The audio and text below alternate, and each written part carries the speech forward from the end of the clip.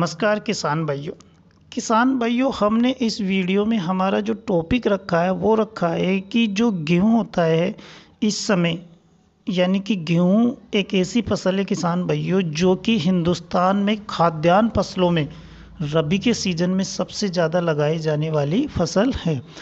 तो गेहूँ की जो फसल होती है किसान भाइयों, उसमें जो बालियाँ आती है उन बालियों की मोटाई और लंबाई कैसे बढ़ाई जाए, यानी कि जो हमारा इस वीडियो का टॉपिक है किसान भाइयों वो है कि हमारे जो गेहूं में बालियां निकलती है उसकी जो लंबाई और मोटाई कैसे बढ़ाई जाए।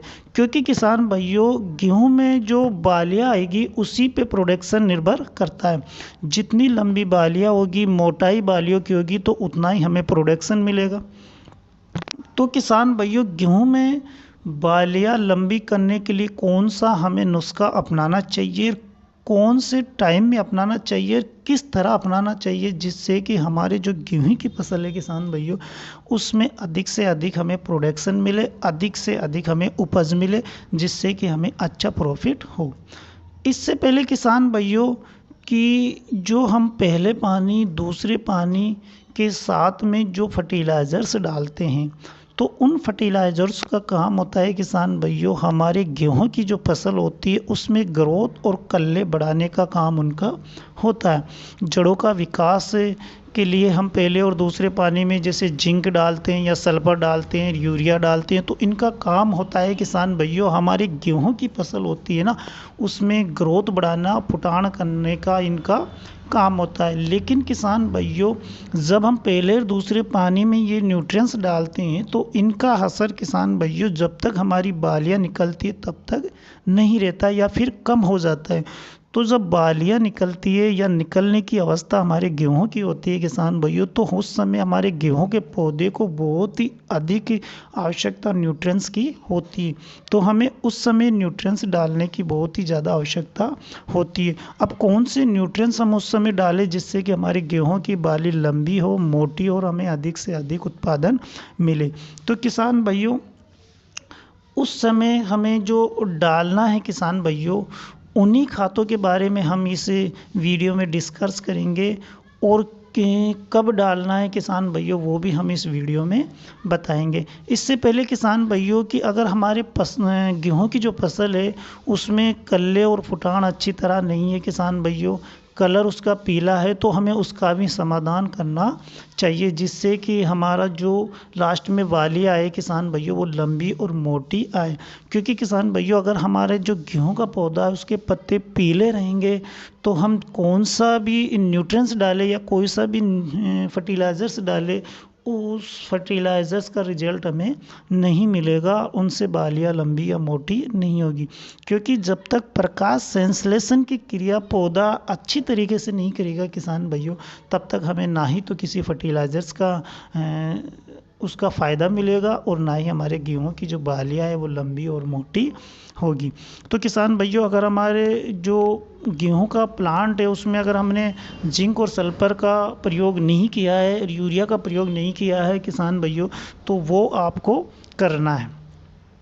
यानी कि 1 एकड़ में जो 100 केजी यूरिया, 5 केजी जिंक और 5 केजी सल्फर की जो रिक्वायरमेंट होती है किसान भाइयों उसको आपको पूर्ति करना है। इस अगर इन सब का पूर्ति आपने कर दिया है किसान भाइयों, तो फिर अगर आपकी गेहूं की फसल 50 दिन प्लस हो गई हो और बालियां निकलने की अवस्था आ गई हो किसान भाइयों, तो उसमें आपको एक स्प्रे करना है जिससे कि आपके गेहूं की जो बालियां है किसान भाइयों वो लंबी हो और मोटी हो। तो जो स्प्रे आपको करना है किसान भाइयों वो करना है जो 5234 हमारा जो NPK का ग्रेड आता है किसान भाइयों उसका आपको स्प्रे करना है। अब आपके प्लांट में 5234 का काम क्या होता है? 5234 में किसान भाइयों 52% फास्फोरस और 34% पोटासियम सल्फेट होता है। अब फास्फोरस का जो काम होता है किसान भाइयों वो पौधे में मजबूती प्रदान करने का होता है, प्रकाश संश्लेषण की क्रिया ठीक प्रकार से करने का काम होता है, उसमें प्रोडक्शन बढ़ाने का उसका काम होता है किसान भाइयों। गेहूं में जो जड़ें होती है किसान भाइयों उनका विकास करने का काम फास्फोरस का होता है।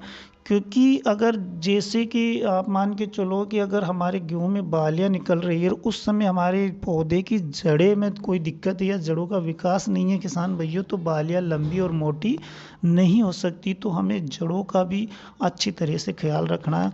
तो जो फास्फोरस होता है किसान भाइयों, वो जड़ों का विकास करता है, तने में मजबूती प्रदान करता है, पौधों में क्लोरोफिल बढ़ाता है किसान भाइयों, जिससे कि हमारे जो पौधा रहेगा वो हरा भरा रहेगा और जड़ों का विकास रहेगा, तो पौधा मजबूती से खड़ा रहेगा, जिससे कि हमारे गेहूं की जो बालियां रहेगी किसान भाइयों, निकलेगी बालियां, वो लंबी होगी और मोटाई उसमें रहेगी।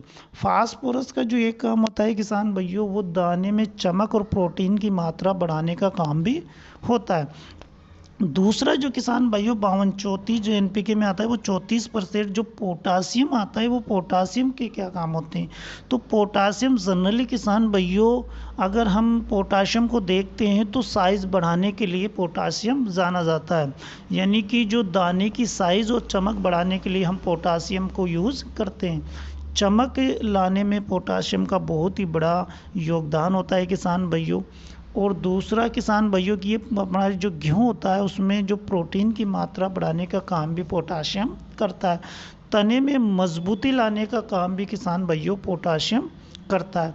जब किसान भाइयों आप 52-34 का स्प्रे कर दोगे, 8 से 10 दिन के बाद में आप अपनी फसल को देखोगे तो बहुत ही आप अच्छी आपकी फसल दिखेगी किसान भैया। और जब बालियाँ आएगी तो बालियों की जो लंबाई है किसान भैया, अच्छी खासी उसकी लंबाई होगी, अच्छी खासी उसकी लेंथ होगी, दाना मजबूत होगा, चमकदार होगा किसान भैया, जिससे कि हमारे गेहूं के प्लांट में हमें अधिक से अधिक उत्पादन मिलेगा। अब 52-34 किसान भाइयों हम डालें तो को कितने दिन की फसल में डाल सकते हैं। तो किसान भाइयों जैसे कि हमने बताया 50 दिन जो प्लस की हमारी जो गेहूं का प्लांट होगा उसमें आप डाल सकते हो।